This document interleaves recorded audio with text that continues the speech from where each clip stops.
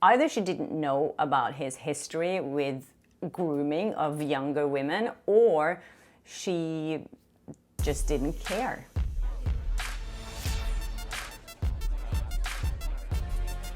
Hi and welcome to Flaa Talk. I'm Kjersti Flaa, and here on my channel I talk about my good and bad experiences in Hollywood with celebrities and working as an entertainment reporter.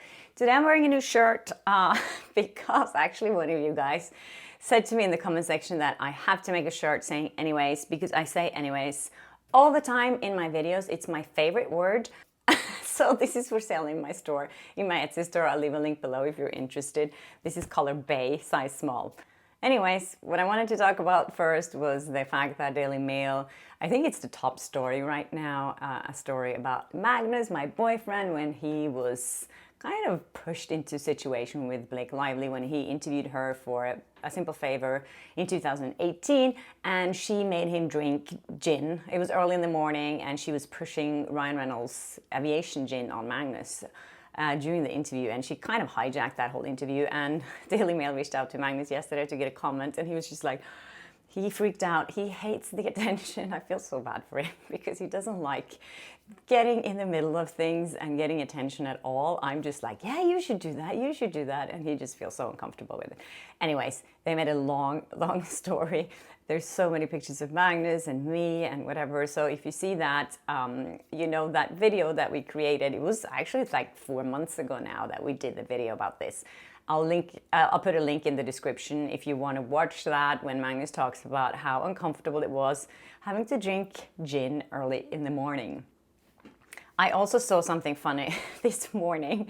Remember the Forbes interview from the Forbes Power Summit, Women's Summit that I posted a few days ago? It was from 2022, and one of you guys found that interview and sent it to me.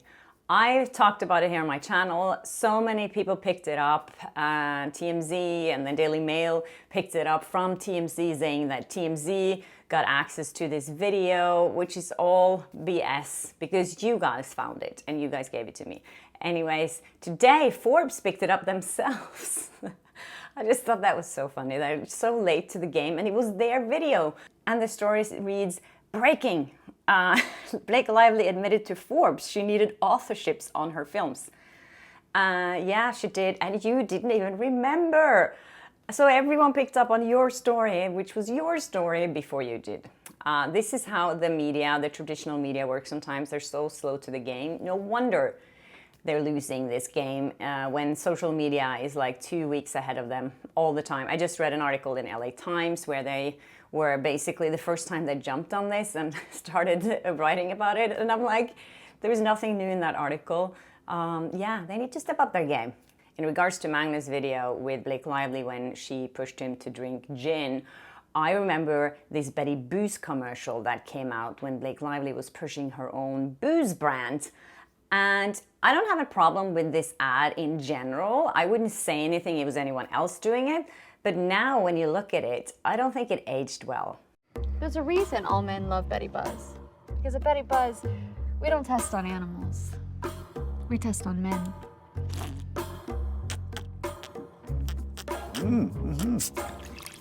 That's a good boy. Drink up. Let him know how good it is. Betty Buzz. Okay, so the problem for me with this ad is the fact that Blake Lively is being so sensitive when it comes to even Justin Baldoni using the word sexy on It Ends With Us, when he was, I think he was even referring to a hat she was wearing or something. It was so ridiculous. And the fact that she's doing these ads with half-naked men and kind of degrading them in a sense, like, we don't test on animals, we test on men.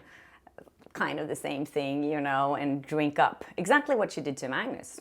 Just like, drink up, drink up, drink up, drink up. Come on, just shoot it, just shoot it. I'll be The singing interview if will I be so finish much this. more interesting. Come on, down it. Here we go.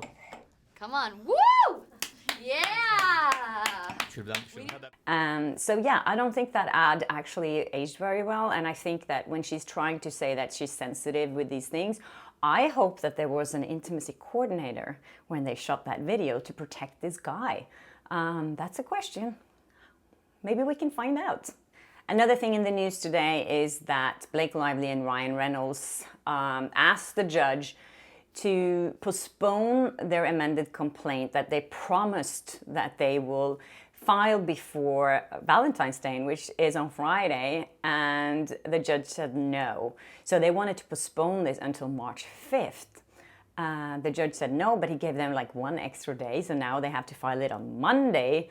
And I think obviously what's happening here is that they're trying to get victims to come forward, or victims, alleged victims, to come forward to, you know, strengthen their case, and these people don't want to do it, or that person, or whomever it is, because they're kind of been saying that, oh, we have like this smoking gun and we're gonna give it to you. First of all, why didn't they give it to us already if they had it? And second of all, I don't think they have it.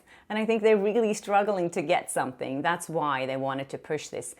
And another thing is that when Justin Baldoni's attorney asked to extend the deadline for their amended complaint, Blake Lively's team was like, no, no, no, no. And at this time, his house burned down and his office burned down, and they didn't want to give it to him. So why should anyone give them an extended period to file this? The judge didn't, but let's see what happens on Monday. That's very, very exciting. I have to say, I can't wait to read her amended complaint and see if there's any more people involved. I heard rumors that they were going to maybe involve Justin Baldoni's lawyer in the lawsuit, because he's been coming out. I mean, he's been smearing her, obviously. So I don't know if they're just going to throw him in there to make things more complicated. Okay, so one of you guys sent me a tip this week. You've been sending me so many great tips, by the way. It's amazing. Thank you again so much for doing that. I read through everything, and I have some amazing guests coming up soon because they contacted me and they have amazing stories to share with you guys. So stay tuned for some great guests. I got an email from someone who shared this post with me from Rye's ex-girlfriend. Her name is Alexa Nicholas, and she sued him for grooming her basically when she was a young girl.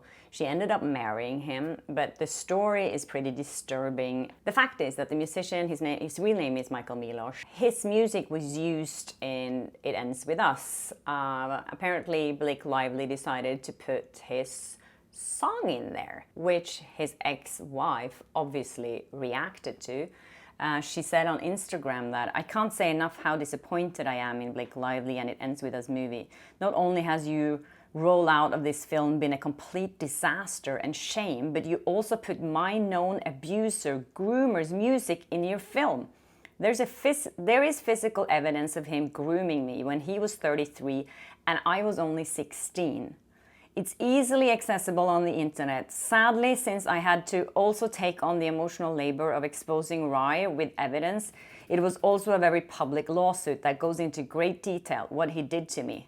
Shame on this film. I did not know this, and I think it makes it so much worse that Blake didn't.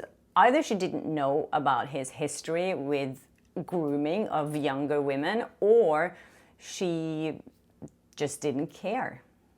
I think it's pretty obvious that all these things that Blake Lively did, acting as a producer, a wardrobe expert, she put the music in the film, she tried to direct it basically and write it, and all of this gave her a PGA credit. It is the Producers Guild of America's credit, which, you know, looks good on her IMDb, and she can brag about that she was actually a producer on the film. Which of course again gives her more power. I saw that there was a petition now, actually a signed petition on change.org for PGA to remove Blake Lively's credit as a producer on the film. Right now I think it has 9,467 signatures. So if you're interested in signing that, I guess you can do that. I'm not going to promote anything like that here, but I think it's quite interesting how she has been abusing her powers and made some really bad decisions on how to promote this film and how to even put it together. All right, guys, that's it for me today. Thanks again for watching, and remember to subscribe. I see I have a lot of views, but a lot of people haven't subscribed yet. So please do. And hit the notification button so you don't miss an episode of Flawsome Talk, and send me tips and keep commenting and engage. And you guys are amazing, and it makes me so happy to see all the engagement on my videos. So thank you from the bottom of my heart. I really, really appreciate it. Oscar also wanted to say something. He says, be nice to each other and polite. And if you see a cute dog, oops, give him a belly rub from Oscar. And take care of each other and be nice to each other. And I see you in my next episode. Right, Oscar? Bye.